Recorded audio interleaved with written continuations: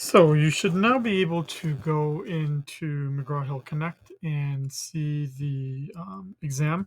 Look at the one that you did, right? If you took this exam one, take this one. That would be the one you look at. If you did the proctored one, look at that one. Again, my apologies about the mix-up there with the proctoring thing. I honestly didn't pay much attention when the default was to have proctoring.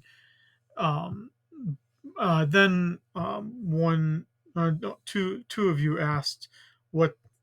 One of you asked what the settings were, and the other one had a problem connecting the installing the extra software. And then when I looked at it more and more deeply about what it was doing, it just it's like activating your microphone, your camera, and then like when I would look at your exam, it would like allow me to like look at what you're doing, and I honestly don't want to be responsible for that kind of stuff.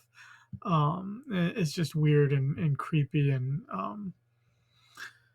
so for the five of you that took the proctored exam, I looked at the mean scores and the median scores. They're actually not incredibly different from the other one. So I don't think there was any harm in having it, but I'm glad to have removed it. So look at your exam, look at the results of why you got things wrong. Look at my commentary for your short answer questions. I gave you feedback on each of the three questions that I graded manually. Um, and then for this exam, for the first time, I'm going to try to do an exam correction process. So I did not do this last semester. Last semester was the first time I was teaching this course. If you go under assignments, you will see exam correction process.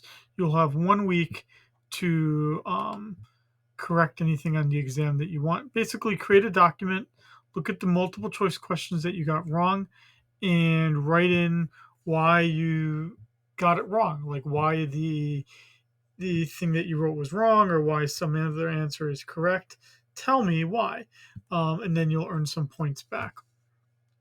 Now, the thing that individuals usually ask about is what was the statistics on this exam. The mean score was 95.57 points out of 130. That works out to be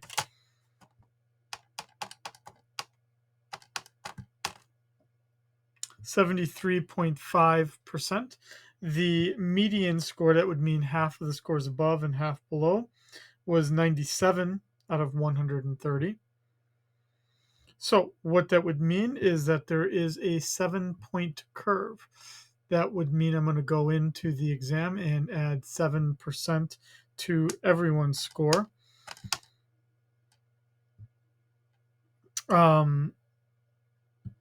So 7% will be added to everyone's score. Everyone earns 7%.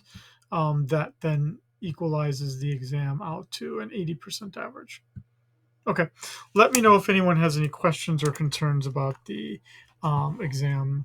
I, generally speaking, will not um, notify individuals if their score is low on the first exam. There are any number of issues why you may have a low score, and I don't pretend to think that it's only because you studied really hard and you just didn't do well. I allow for there to be a multiple of reasons of why you didn't do well, and only you would know that, which then means you should reach out to me. If you did study hard, you worked your hardest you could, and you didn't do well, then you should reach out to me and we can strategize about how to do better in the future. Also, one exam does not make the entire course. So just because you may have done well doesn't mean you should slack off now the rest of the semester.